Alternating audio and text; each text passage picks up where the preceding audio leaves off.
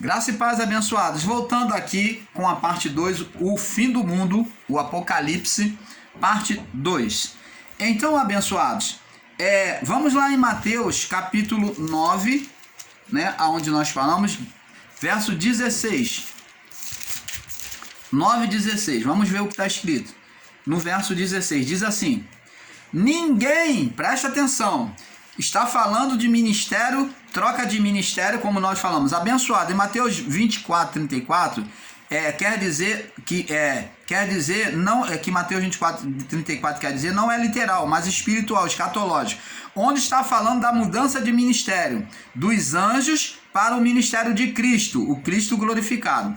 Após em Apocalipse 10 ao 12, né? E Apocalipse 21, do verso 1 e 2, ligue a Mateus 9:16. Preste atenção, vamos ligar isso a Mateus 16, lá, né? Diz assim, preste atenção. Ninguém, ele diz aqui, ó, Mateus 9:16. Ninguém deita remendo de pano novo em roupa velha, porque semelhante remendo rompe a roupa e faz-se maior rotura. Nem se deita vinho novo em odres velhos. Aliás, rompe-se os odres e torna-se o vinho, e os odres estragam-se. Mas deita-se vinho novo em odres novos, e assim ambos se conservam. E aqui está falando de mudança de ministérios, abençoados, e não de um fim do mundo.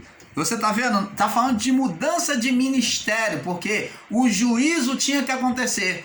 Para acontecer a justificação, a reparação do pecado, como houve na cruz, a cruz seria invalidada se não houvesse juízo. Porque assim como Deus ele justifica diante da justiça, todo mundo diante da justiça recebe os prós e os contra. O que vai a favor de você, o que vai contra você. Tanto a salvação como a condenação. Na justiça nós somos condenados, mas também podemos ser salvos. Então não poderia existir justificação pela cruz se após isso não houvesse, que o juízo começou na cruz, após isso não houvesse um juízo para condenar aqueles que se recusariam à salvação de Cristo. E os que abraçariam receberiam a salvação. Você está entendendo, amado? É muito simples de se entender.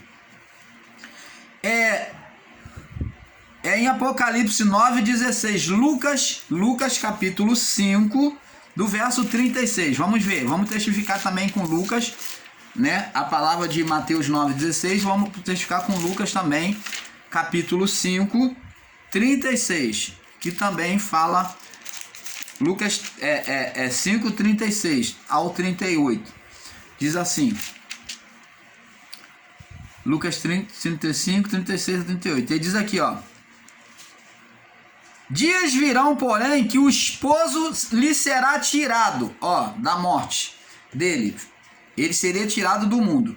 Então, naqueles dias, vocês que são meus discípulos, falam para os discípulos, naqueles dias vocês vão ter que jejuar, no final dos tempos.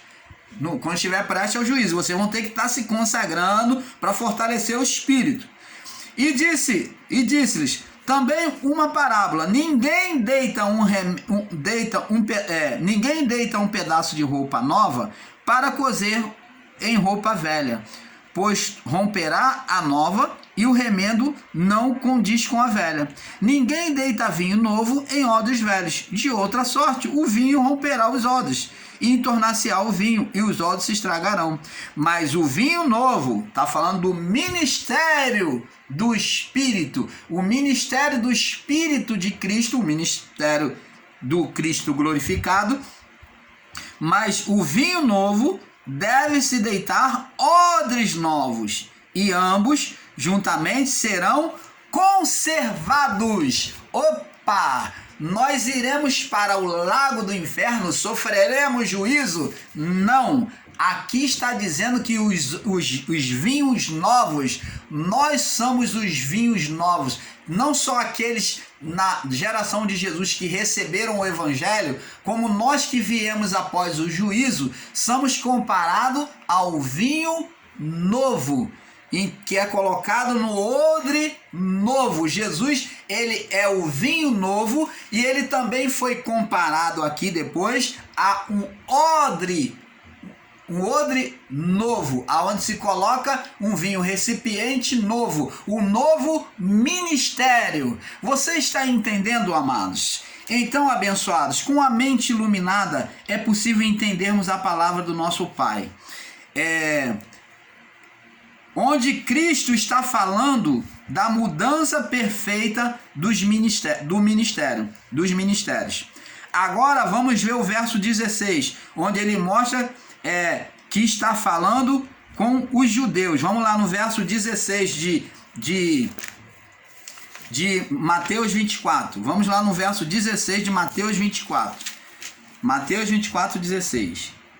Olha só, e diz aqui, ó: então os que estiverem na Judéia, opa, como é que eu estou aqui no Brasil? Como é que o outro está lá na outra parte da Ásia? Como é que o outro está lá na França, na Itália? Ele vai fugir para a Judéia.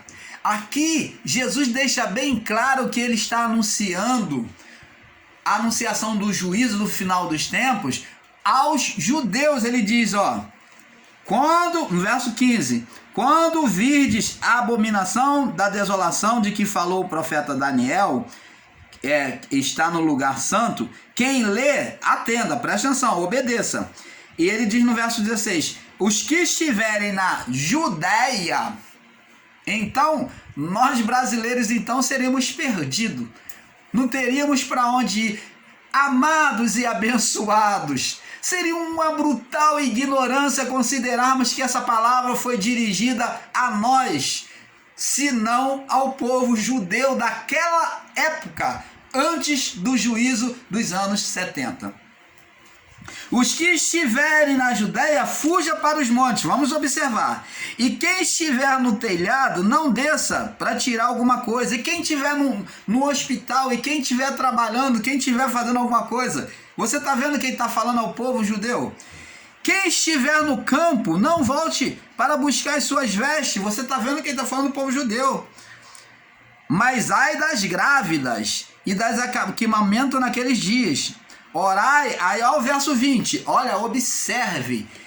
Orai para que a vossa fuga não aconteça no inverno e nem no sábado. Você já estudou ou já observou, já soube sobre o inverno em Jerusalém? Na cidade de Jerusalém, aonde é coberto de neve, aonde se torna impossibilidade até de se transitar.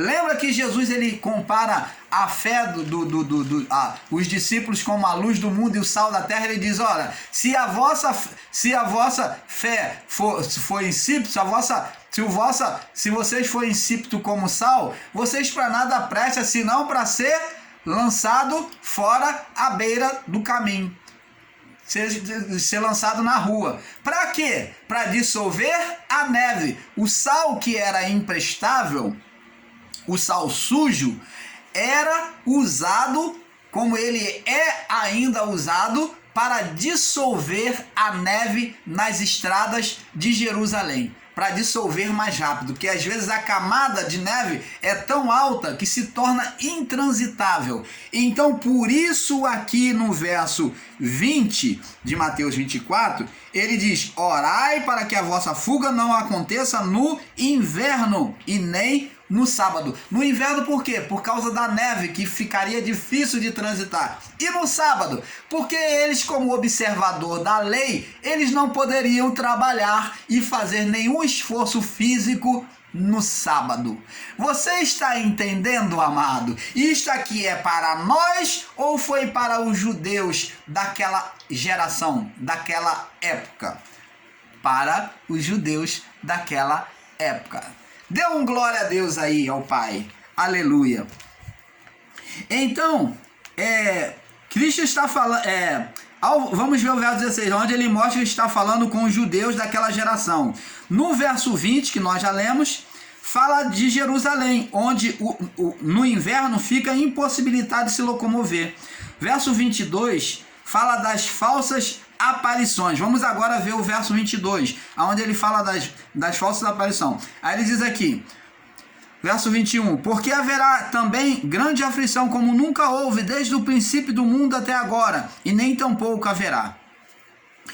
E se aqueles dias não fossem abreviados, nenhuma carne se salvaria, mas por causa dos escolhidos serão abreviados. Então ele fala aqui, agora ele diz aqui, e se alguém vos disser, no verso 23, né? O irmão Paulo marcou errado, falou que é o verso 22. Se alguém vos disser, eis que Cristo está aqui, não, ou aqui ou ali, não lhe deis crédito, porque surgirão falsos cristos e falsos profetas que farão grandes sinais e prodígios, que se possível fora, enganariam os escolhidos. Opa! Preste atenção. Esta mesma palavra está interligada a Lucas 17. Vamos lá em Lucas capítulo 17. Lucas capítulo 17, no verso 20 ao 25. Diz assim, preste atenção, abençoados. Interrogado pelos fariseus sobre quando havia de vir o reino de Deus, a vinda dele, respondeu-lhe Jesus e disse, o reino de Deus, a minha vinda, o reino de Deus significa a vinda de Jesus, quando ele iria voltar. O reino de Deus não vem com a aparência dos olhos exterior. Nem vocês vão dizer, ora, ele está vindo ali, ele ali, ou ele está vindo aqui. Ele está vindo aqui, ou ele está vindo ali, porque o reino de Deus está dentro de vocês. Opa! Então o novo céu e a nova terra, a nova Jerusalém, quer dizer, era espiritual, que estaria dentro de nós. Nós somos a nova Jerusalém de Deus, onde Deus habita. E ele diz aqui, vamos prosseguir. Nem dirão ele ali, ou ele aqui, ou ele ali, porque este o reino de Deus está dentro de vós. E disse aos discípulos, dias virão, ligado a Mateus 24, observa. Dias virão em que desejareis ver o Filho do Homem, e não o vereis. E dir-vos-ão, está falando de ele já ter subido e não vai voltar mais, dias virão em que desejareis ver o Filho do Homem e não o vereis. Então ele não iria voltar mais. Está falando já do fim.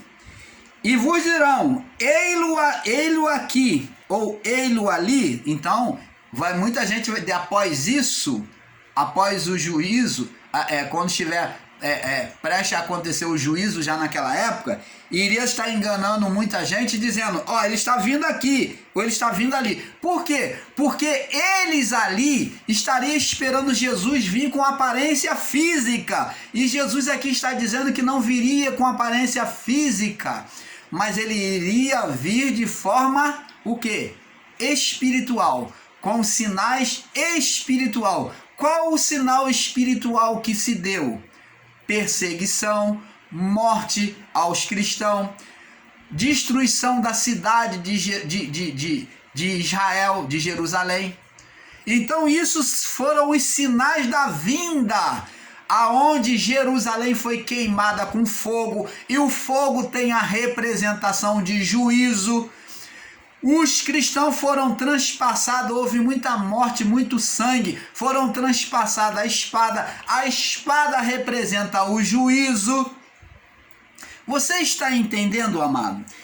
E vos dirão, ei-lo ali, verso 23, ou ei-lo aqui ou ele ali, não vades, nem os siga, porque, agora preste atenção, verso 24, interessante isto, aonde muitos fazem uma interpretação errônea, porque como relâmpago que faz escândalo, desde uma parte do céu, resplandece na outra parte do céu, como um relâmpago que sai do oriente e se mostra no ocidente, assim será o Filho do Homem no seu dia. Opa! Ele está dizendo aqui que como relâmpago, o relâmpago ele faz um sinal, uma aparição. E qual a aparição que haveria como sinal da vinda de Jerusalém? Primeiro, a queda de Jerusalém.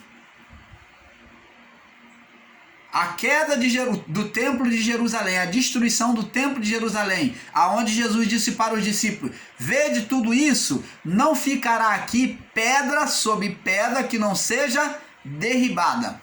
Então, a destruição do templo, a matança aos cristãos, o fogo, a queima do templo, a destruição por meio do fogo, a matança aos cristãos, tudo isto é o sinal, o relâmpago, aonde todos saberiam que houve uma destruição de templo. Até porque o templo